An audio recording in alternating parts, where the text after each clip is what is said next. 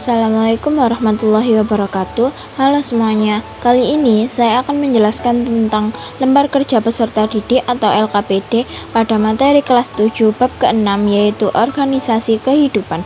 Capaian pembelajarannya yaitu peserta didik diharapkan mampu mengklasifikasikan organisme kehidupan setelah melakukan literasi dari berbagai sumber dan melihat video pembelajaran. Untuk tujuan pembelajaran sendiri yaitu 1. Peserta didik mampu memahami struktur dan fungsi organisme kehidupan seperti sel, jaringan, organ, dan sistem organ. Yang kedua, peserta didik mampu mengklasifikasikan organisme kehidupan serta dapat menjaga keseimbangan ekosistem. Yang ketiga, peserta didik mampu menerapkan pengetahuan tentang organisme kehidupan.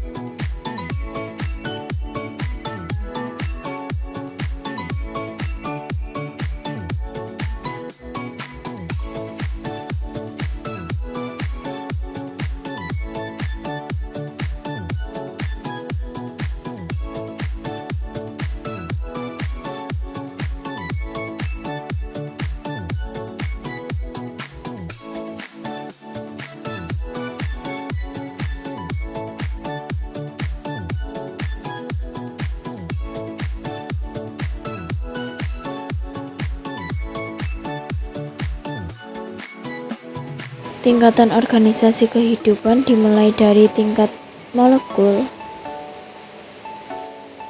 tingkat sel, tingkat jaringan, tingkat organ, sistem organ, dan organisme.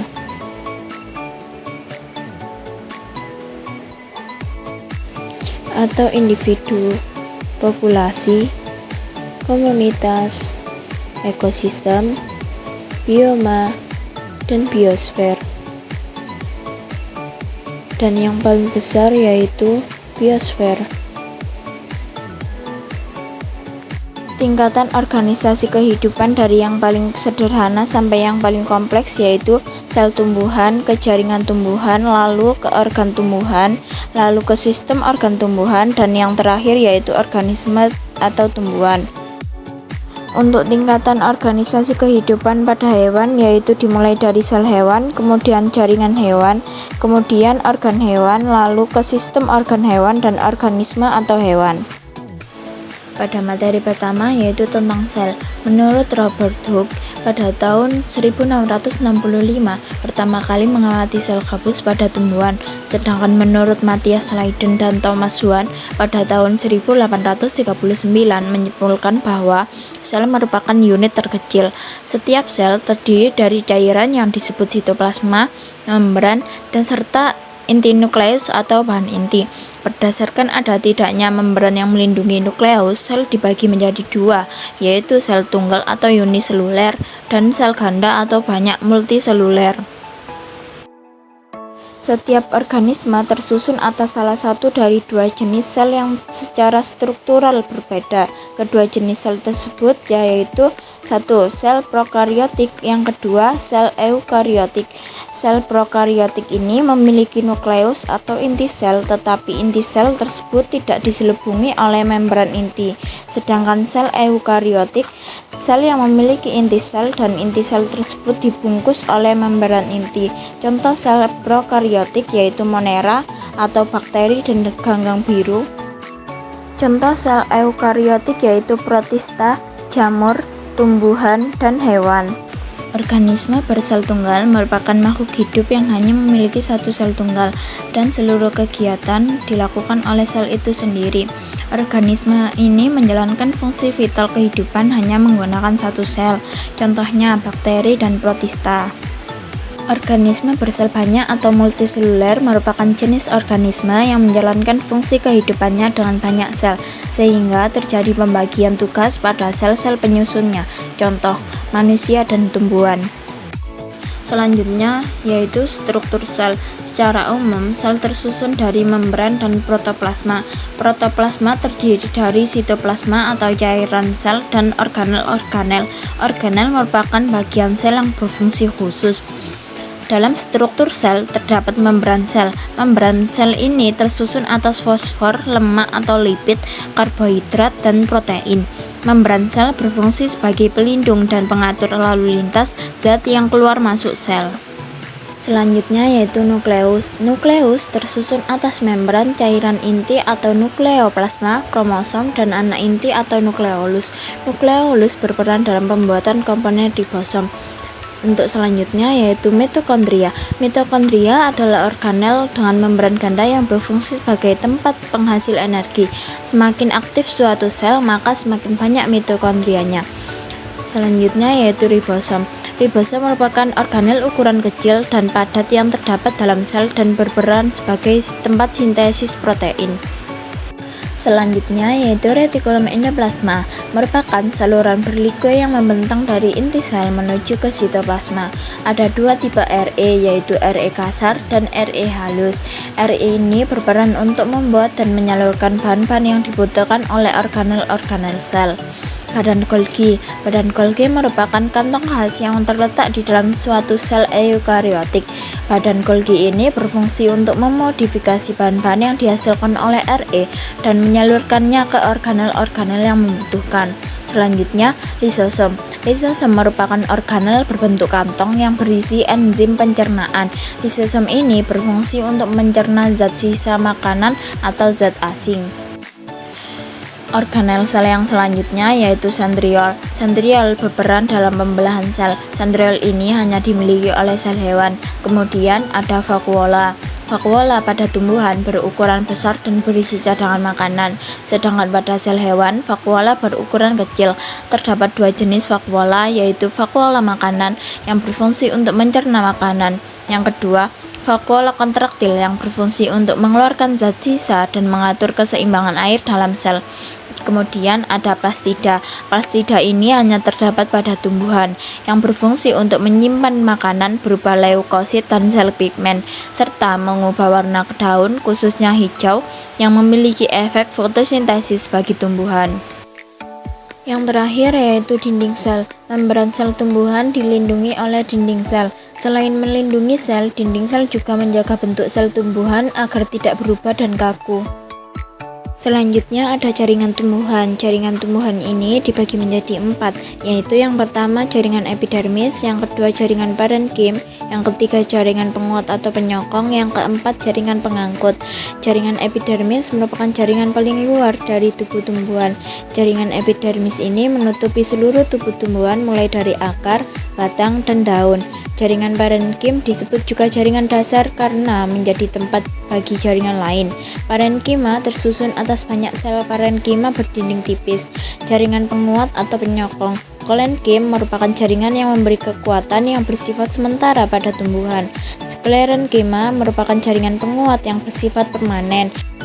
Pada jaringan pengangkut, xilem atau jaringan pembuluh kayu tersusun atas sel-sel yang memanjang yang sudah mati. Sel-sel tersebut saling menyambung membentuk suatu pembuluh. Pembuluh inilah yang mengangkut air dan unsur hara dari akar menuju daun.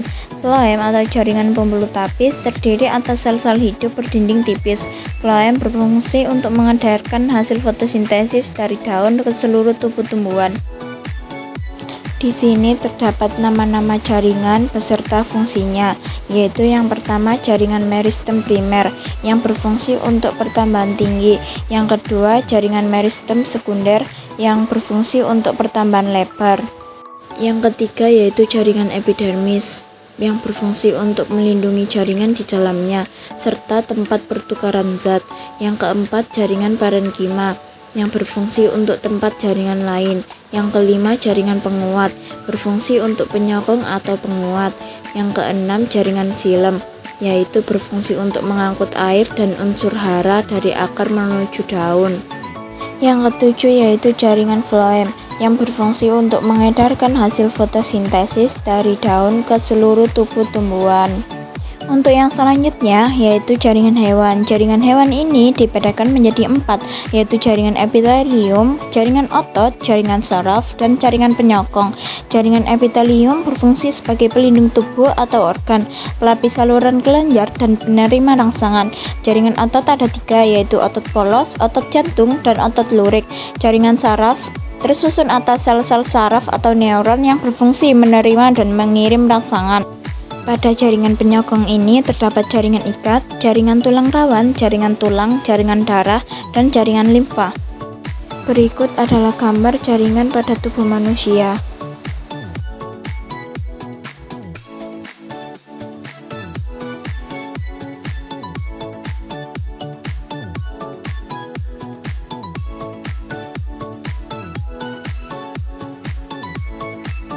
Selanjutnya yaitu organ dan sistem organ. Pada organ tumbuhan ini terdiri dari akar, batang, dan daun. Akar berfungsi sebagai alat untuk menunjang berdirinya tubuh tumbuhan pada tempat hidupnya, menyerap unsur hara, dan menyimpan cadangan makanan.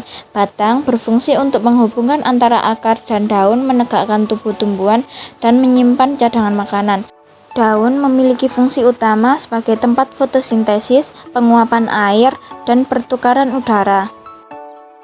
Selanjutnya pada organ hewan dan manusia. Organ pada tubuh hewan dan manusia memiliki fungsi khusus, misalnya lidah, hidung, telinga, dan mata sebagai organ indera, paru-paru sebagai organ pernapasan, lambung, usus, dan hati sebagai organ pencernaan, ginjal, kulit, hati, dan paru-paru sebagai organ ekskresi. Kemudian ada sistem organ. Sistem organ merupakan sekelompok organ yang bekerja sama untuk membentuk suatu sistem atau fungsi yang kompleks dalam tubuh. Sistem organ ini dibagi menjadi 13, yaitu yang pertama, sistem pernapasan. Sistem ini berfungsi sebagai alat bernapas dan terjadinya proses pertukaran oksigen dengan karbon dioksida.